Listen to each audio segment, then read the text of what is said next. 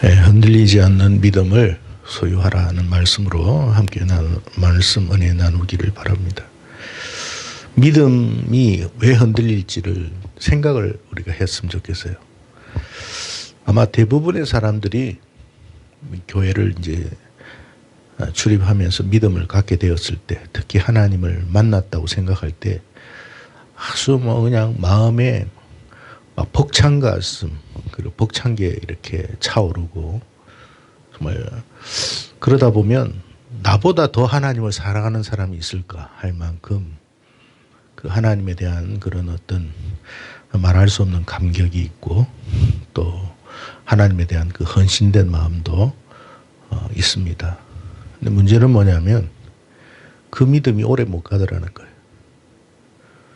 쉽게 변하고 쉽게 흔들리고 쉽게 무너지고, 그러면서 내가 과연 믿음이 있었는가, 나에게 믿음이 있었던 때는 있었는가 할 만큼 처참하게 무너진 때도 있다라는 거예요. 왜 그런지, 그리고 왜 우리는 믿음이 이렇게 흔들리는지, 그리고 우리가 믿음이 흔들리지 않는 모습을 가지려면 어떻게 해야 되는지를 말씀 안에서 생각하기를 바랍니다.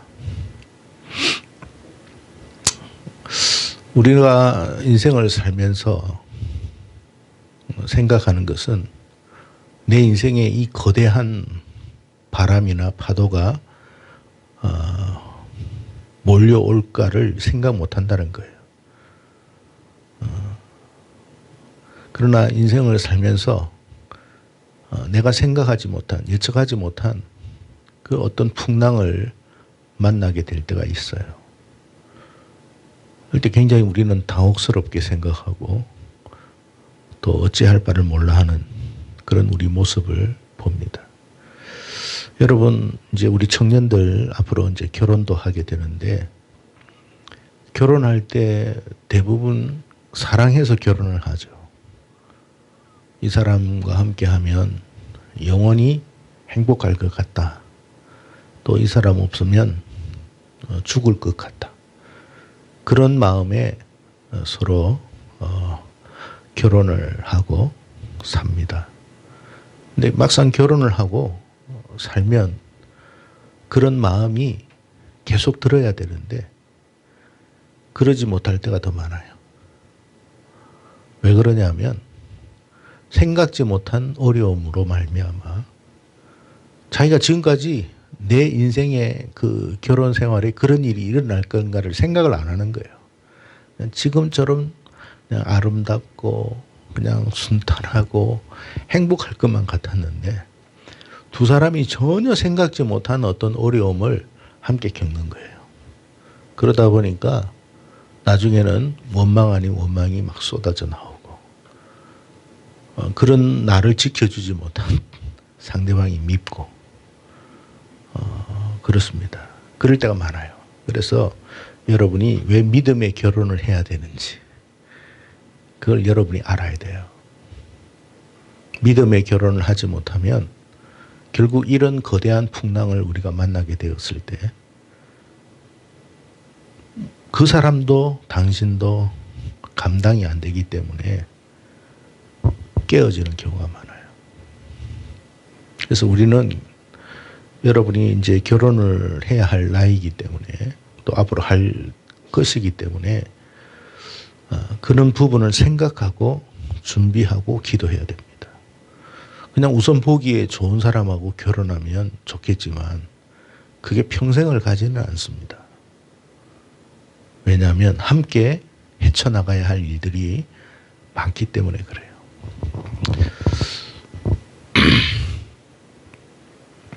이 작은 새인데 여러분 참 모진 지금 비바람을 지금 맞고 있어요. 참 우리 인생에 이런 일이 좀 없었으면 좋겠는데 그렇지는 않거든요. 여러분 오늘 말씀에 보면 비가 내리고 그랬어요. 그리고 창수가 나고, 창수가 뭐냐면 장마비거든요. 비라고 하는 것이 우리 인생의 시련이라고 하는데, 시련이라고 하면 장마는 뭐냐? 그 시련이 계속되는 거예요. 한 번의 시련도 감당하기 힘든데 그 시련이 연속적으로 지속된다면 얼마나 힘들겠어요. 그냥 비만 오는 게 아니에요. 바람도 불어요. 그러니까 이 문제를 해결하려고 급급하게 막 매달리고 힘쓰고 있는데 다른 문제가 또 부딪힌다는 거예요. 자, 이건 뭘 이야기하느냐면 모든 사람은 예외 없이 이런 과정을 겪는다라는 뜻입니다. 그러니까 나의 인생만 평탄할 거라는 생각을 하지 말라는 거예요. 다른 사람의 인생은 평탄하다고 보지는 말라는 거예요. 모든 사람은 누구나 예외 없이 비를 맞아야 하고 창수가 내릴 때도 있고 생각지 못한 또 다른 바람에 의해서 내가 흔들릴 때가 있다라는 거예요. 뭐가 필요하냐 말이에요. 뭐가. 정말 우리에게 뭐가 필요할까? 그걸 우리가 생각해야 돼요. 돈이 있으면, 권력이 있으면, 세상적인 명예가 있으면 이런 시련을 다 이겨낼 수 있을까? 또 혹은 뭐 내가 사랑하는 사람이 있으면 없는 것보다 훨씬 낫죠. 이겨낼 수 있을까? 그럴 수도 있습니다만 여러분 참 우리가 감당하기 어려운 일들이 많다라는 것을 여러분이 알고 살아야 돼요. 지금까지도 그렇게 살았다면 앞으로 없었으면 좋겠다라고 생각하지만 그렇지 않아요. 앞으로 또 생각지 못한 또 다른 비를, 창수를, 바람을 맞아야 된다는 것을 여러분이 생각하시기를 바랍니다. 여러분 오늘 말씀에 보면 25절에 보면 다시 한번 읽어봅시다. 시작.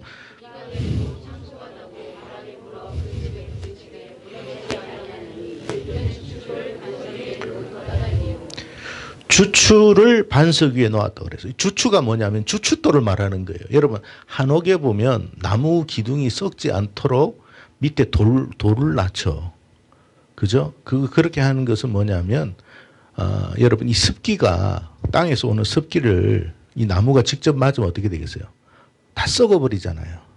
그렇기 때문에 주춧돌을 놨습니다. 그걸 주추라고 그래요. 자, 오늘 말씀해 보면 우리가 알아야 할 것. 주추를 어디에 놓았다고요?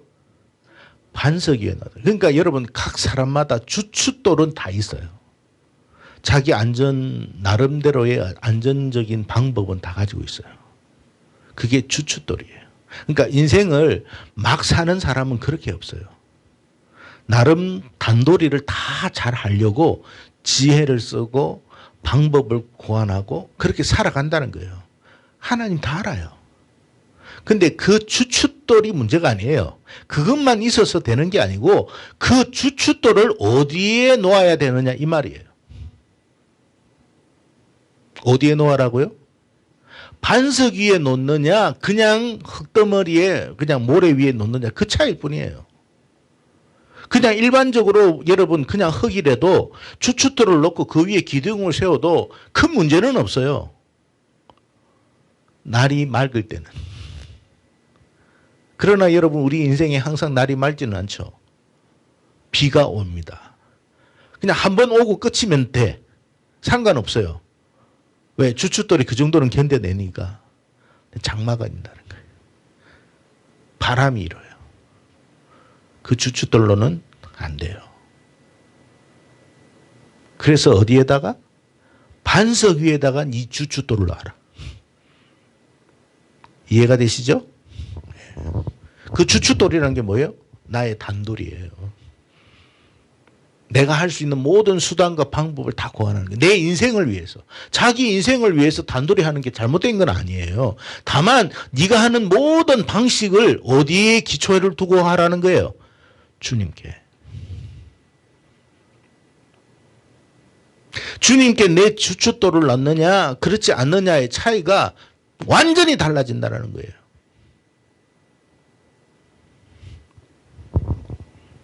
자, 그래서 반석 위와 모래 위에 대한 이야기예요. 여러분 우리가 어렵지 않고 힘들지 않고 그냥 우리가 평범하게 살고 내가 계획한 대로 인생이 펼쳐지기만 한다면 상관없어요. 모래 위에 있든 반석 위에 있든. 사실 어떻게 보면 반석 위에 주춧돌을 놓고 집을 짓는 것보다 그냥 흙에다가 여러분 주춧돌을 놓고 집 짓는 게 훨씬 편할 수도 있습니다. 근데 문제는 뭐냐면 아까 이야기했지만 비가 오고 창수가 나고 바람이 분다는 거예요. 예외는 없어요, 여러분. 그랬을 때 과연 어떤 사람이 지혜로운 인생을 살았을까를 네가 생각해 보라는 거예요. 여러분 아직도 여러분의 인생에 비는 왔을지 몰라도 창수가 안 왔을 수도 있어요. 바람은 안 불었을 수도 있어요. 이제 더 심각한 문제가 발생했을 때는 어떻게 할 거냐. 지금도 겨우 버텼는데 아니 뭐 또 이런 일이 일어난다고? 더 감당할 수 없는 일이 일어난다고? 오 주여 이렇게 나오죠. 그런데 주님은 그런 게 있다라고 이야기해요. 그러니까 여러분 우리가 예수를 믿는다고 해가지고 하나님 믿는다고 해가지고 여러분 그저 인생이 무작정 뭐 잘 될 거라는 그런 생각은 하지 마세요. 주님은 분명히 이야기했잖아요. 어려움이 온다. 시련이 온다. 역경이 온다. 어떤 삶을 사는 것이 지혜로운가를 잘 생각해봐라. 자, 이제 반석하고 이제 흙더미인데, 자, 주춧돌을 반석 위에 놓았을 때 놓고 집을 지은 것과 이제 그냥 모래 위에 집을 지은 것에 대한 그림을 이제 했어요. 자, 보세요. 화살표를 보면 반석이고 한쪽은 흙이에요. 모래예요. 비가 오고 바람이 불고 이 창수가 나면 여러분 저 반석은요, 변함이 없어요. 아무 문제가 없어요. 주변이 다 쓸려가도 저기는 안전해요. 근데 여러분 저 모래 위에 지은 집을 한번 보세요. 우리가 지금 일기예보를 들어보셔서 아시겠지만 뭐 요번에 대만에서 뭐 태풍이 뭐 와가지고 뭐 얼마나 심하게 왔는지 차가 그냥만 날아다니더라고. 자기가 대만 사람이 태어나가지고 이런 태풍 처음 봤다고 그래요. 비는 또 얼마나 많이 왔는지. 근데 그 태풍이 좀 순해져가지고 중국을 갔는데 중국은 완전히 엉망이 돼버렸어요. 여러분 1층의 거의 다 그냥 그 동네 다 잠겨버리더라고. 비가 워낙 많이 와가지고. 그러니까 물살이 너무 심하면 여러분은 어떻게 돼요? 이게 흙더미가 다 떠내려가 버리거든요. 우리가 지금 현재 뭐 그냥 일반적으로 생활하니까 지금 이렇게 살아도 문제가 없는 거지. 아주 심각한 문제가 발생하면 정말 집이 어려운 그런 무너지는 집도 있을 수 있습니다. 얼마 전에 우리가 순살 아파트 그 뭡니까 그 뉴스 들었잖아요. 순살 아파트가 뭐예요? 네? 철근을 안 넣었어. 근데 우리는 철근을 넣었는지 안 넣었는지 몰라. 겉으로 보면 똑같아. 그거 언제 알아요? 네? 조금 약간 이제 뭔가 이렇게 지진이 나고 하면 이제 이건 다 내려앉는 거예요. 오산에도 있더라고, 이 순살 아파트. 저쪽에 뭐 세교 이지국에 그쪽에 있는 사람들은 공포 속에 살더라고요. 근데 그게 한두 건이 아니야. 아니, 여러분 생각해 보세요. 어떻게 집을 지어도 그렇게 지을 수가 있어요?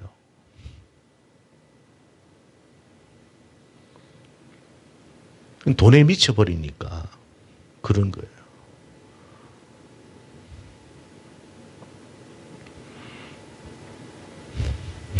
내가 아무리 튼튼한 주춧돌을 가지고 여러분 뭐 기초를 내가 생각한 기초를 잘 놓았다 해도 그 밑이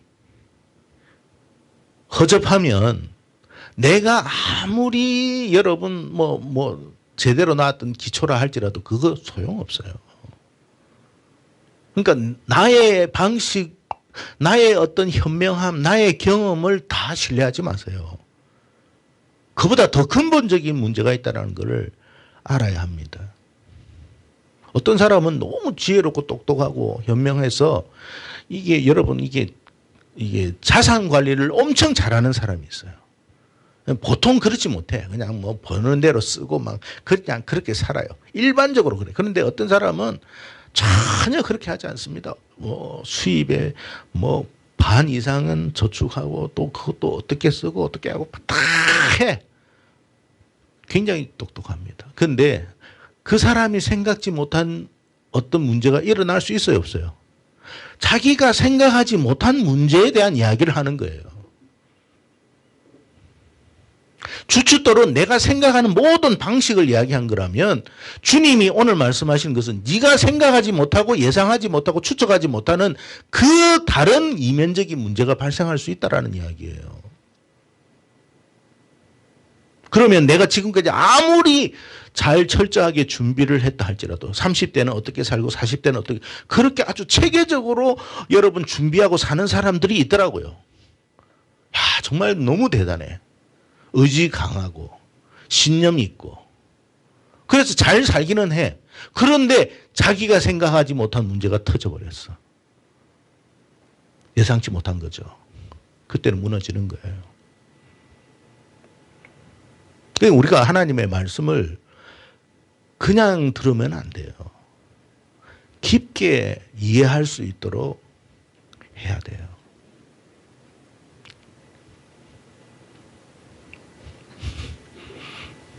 자, 예, 다시 비가 내리고 장수가 나고 바람이 붑니다. 여러분 이 새 한 마리가 얼마나 힘들겠어요. 이게 얼마나 지금 견딘다고 애를 쓰겠습니까? 지금 이 새의 모습만 보지 말고 이것이 나의 모습이라고 한번 생각해 보세요. 이것만 지나가면 될 거야라고 견디고 견디는데 이게 여러분 자기가 예측한 것보다 더 오래 지속된다면 이 못 견딥니다. 인간의 의지도 한계가 있다라는 거예요. 인간의 인내심도 한계가 있다라는 거예요.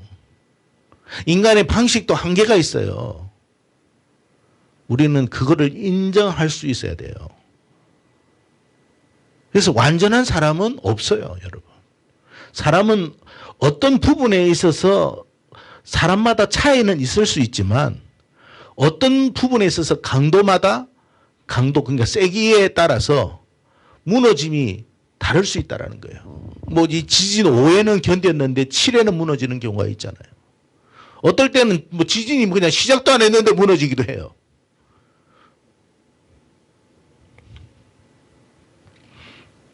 자, 이 요셉에 대한 이야기인데 우리가 믿음의 사람에 대한 이야기를 성경에서 이제 봅니다.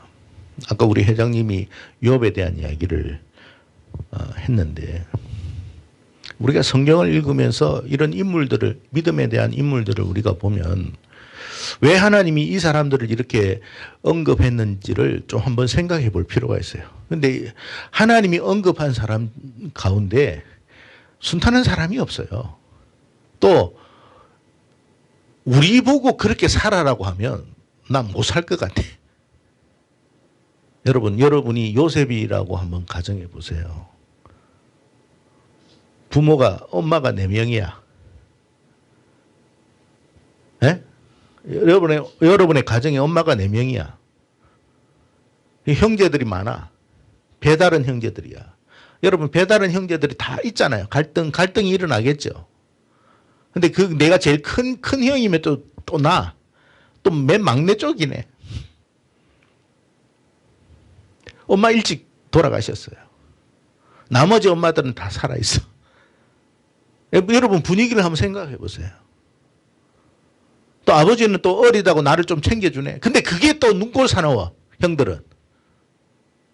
그런 가정에서 여러분이 자랐다고 생각해 보세요. 이게 정말로 제정신으로 살 수 있는 가정인지. 여러분의 가정이 아무리 힘들어도 요셉의 가정보다 힘들지는 않아요.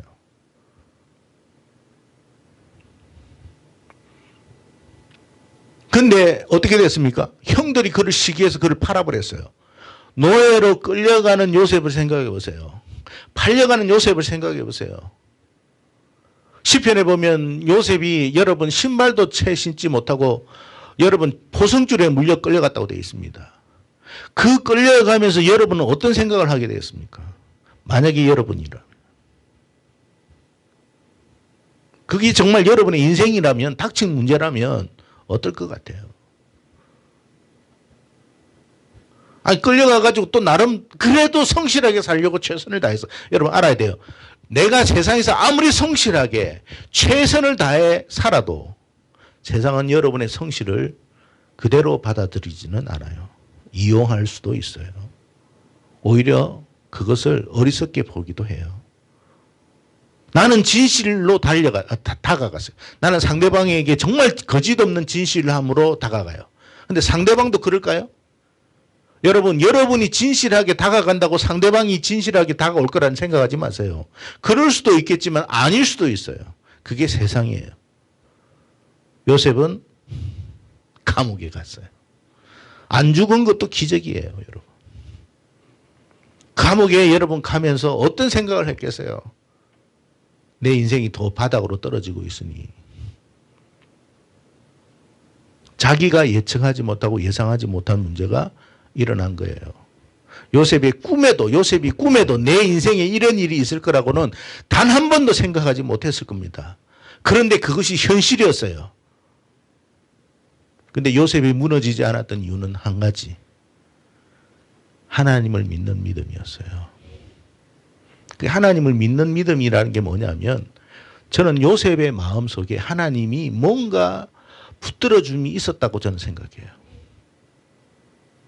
여러분, 정말 우리가 하나님을 제대로 믿으면 하나님이 우리를 붙들어주는 거지 우리가 하나님을 붙드는 게 아니에요. 내가 나락으로 떨어질 때 이제는 끝났구나 했을 때 누가 찾아올까요? 하나님이 찾아옵니다. 너 끝 아니야. 뭔지 모르게 내 마음속에 그런 마음을 줍니다. 그런 감동을 줍니다. 또 우리의 삶 속에 하나님께서 내 삶은 지금 바닥으로 치고 더 이상 희망이 보이지 않는데 하나님이 말씀하십니다. 네 인생 그게 끝이 아니야. 하나님 말씀합니다. 그런데 믿음의 사람은 그 말씀에 어떻게 해요? 반응하는 거예요. 그것을 믿음으로 받아들인다는 거예요. 하나님이 나에게 주신 말씀이야 라고 생각한다는 거예요. 그게 반석이에요, 여러분. 신념으로 여러분의 인생이 잘 될 거란 그 신념 하나만으로 살 수 없어요. 신념도 무너져요. 생각지 못한 일에. 그게 요셉이었어요. 그런데 요셉이 결국 그 믿음, 하나님이 어떻게든 그게 붙들어 주었기 때문에 견뎠던 것 같아요. 여러분, 여러분의 삶 속에 어려움이 있잖아요. 그것을 지금 견디고 여기까지 온 이유는 여러분이 잘한 것도 있겠지만 사실은 하나님이 여러분을 붙들었기 때문에 온 거예요. 그러지 않으면 어떻게 될 거였어요? 돌아버립니다.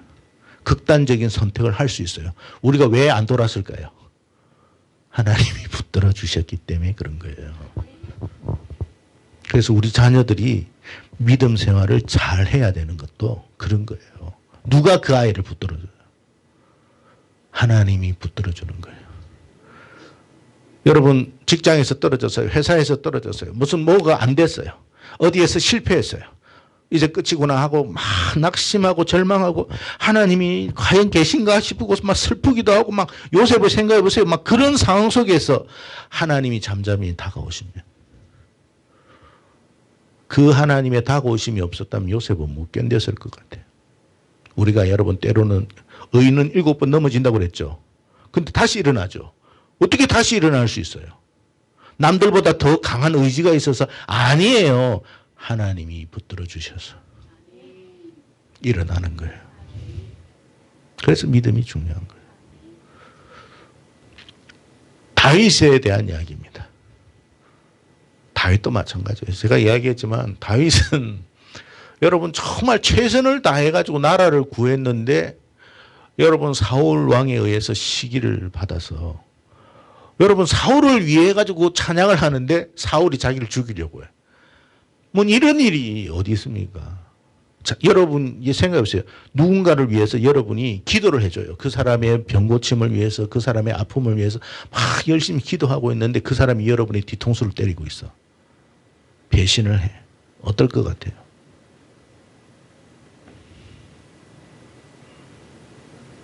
얼마나 여러분 분노가 일어나겠습니까? 근데 다윗이 그게 한두 번이 아니었어요. 그러다가 그게 여러분 다윗이 십몇 년을 도망 다니다가 겨우 이제 버텨 사람을. 근데 그가 살아왔던 버티는 과정을 그린 것이 뭐냐면 시편이거든요. 시편에 다윗의 시를 보세요. 내 원수가 왜 이래 많습니까? 내 대적이 왜 이래 많습니까? 얼마나 많은 말을 합니까? 다윗은 너무나 불안했고 흔들렸다는 거예요. 그런데 마지막 시편, 그 시편의 마지막을 보면 항상 여호와 하나님이 나옵니다. 누가 그를 붙들었다는 거예요? 하나님이 그를 붙든 거예요. 압살롬도 이야기 마찬가지예요, 여러분. 압살롬에 의해 가지고 여러분 신발도 채 신지 못하고 도망오고, 심의가 여러분 저주하고 돌도 던지고, 얼마나 여러분 인생의 나락으로 떨어집니까? 근데 여러분 다윗이 끝까지 붙들었던 건 뭐냐면 하나님이에요. 그래서 그가 승리했던 거예요.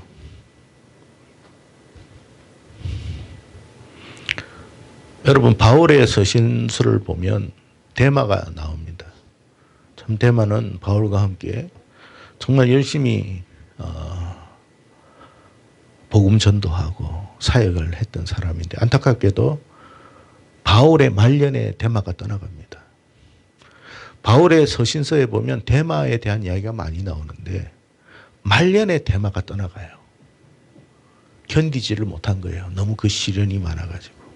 여러분 이렇게 복음 사역을 많이 했는데 왜 이렇게 계속 시련이 올까? 그런 생각이 안 들겠습니까?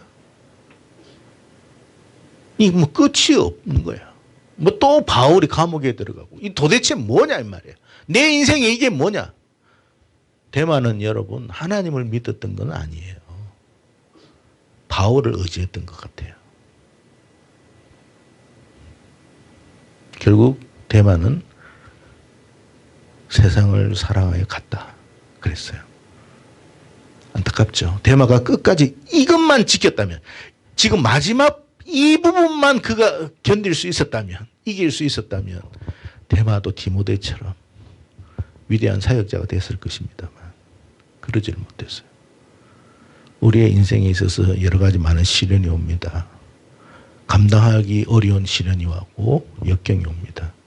그때마다 우리가 믿음, 하나님을 향한 믿음이 정말 있다면 그 믿음 안에서 하나님이 우리를 붙들어 주는 거예요. 우리를 정말 지켜주고 붙들어 주는 것은 하나님이에요.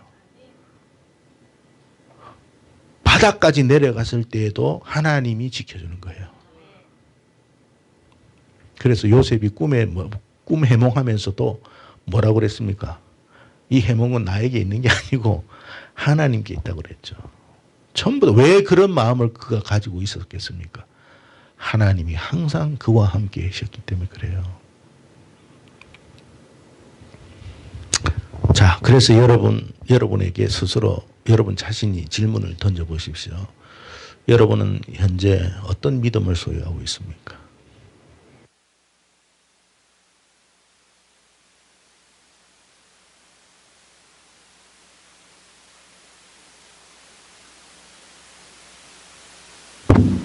하나님을 믿는 그 믿음을 여러분이, 그러니까 여러분의 여러분 그 마음을, 이렇게 마음을 어디에다 둬야 된다는 거예요? 하나님께 두라는 거예요. 하나님께. 주님께 두어라. 그러면 주님이 여러분을 마음을 흔들리지 않도록 붙들어 줄 것이다. 그래서 무릇 지킬 만한 것 중에 뭘 지키라고 했어요? 이 마음을 어떻게 우리가 지킵니까? 우리는 하루에 12번도 바뀌는데. 그 마음을 하나님이 붙들어 줄 수 있도록 해라는 거예요. 그러면 다윗처럼, 요셉처럼, 욥처럼. 얘기했지만 욥도 여러분 자식 10명이 다 죽었어요. 한 명 죽어도 우린 정신 못 차립니다. 10명이 다 죽었어요. 재산 다 날라갔어요. 몸에 여러분 생각지 못한 병으로 고통당하고 있어요. 소망이 보여요, 안 보여요? 안 보이죠. 근데 하나님께서 왜 사단에게 욥을 시험하도록 허락하셨느냐? 알아야 돼요. 하나님이 욥을 붙들고 있었다는 거예요. 그러면 안 넘어져요. 하나님이 우리를 붙드실 수 있도록 우리가 하나님께 우리 마음을 드리세요. 하나님, 그래서 우리가 기도하는 것도 예배 드리는 것도 종교적인 행위가 아니라 하나님 나의 연약함을 불쌍히 여겨주시고 하나님 기억해 주시고 붙들어 주십시오. 날마다 우리가 하나님 앞에 기도하면 그 기도 하나님 들으십니다. 그럼 우리가 문제가 있을 때마다 붙들어 주는 거예요. 그게 필요하다라는 말이에요. 그런 믿음의 사람들이 다 되기를 주님의 이름으로 축복합니다. 그래서 우리 청년회들은 회원들은 정말 하나님께서 기뻐하는 하나님의 사람들이 되어서 이 땅에 존귀하게 쓰일 수 있도록 여러분 한 사람이 단지 한 사람으로 끝나는 게 아니라 여러분 한 사람으로 말미암아 수많은 사람이 살아날 수 있도록 기도하십시오. 여러분 한 사람 때문에 많은 사람이 일어날 수 있다면 여러분은 이 땅에서 잘 산 사람이 되는 거예요. 요셉은 여러분 알아요, 몰라요? 다윗은 여러분 알아요, 몰라요? 근데 우리는 알잖아요. 여러분은 누군가를 모르지만 어떤 많은 사람이 여러분을 알아서 여러분 때문에 그 좌절에서 이겨나갈 수 있도록 그런 귀한 믿음의 사람들이 다 되기를 축복합니다.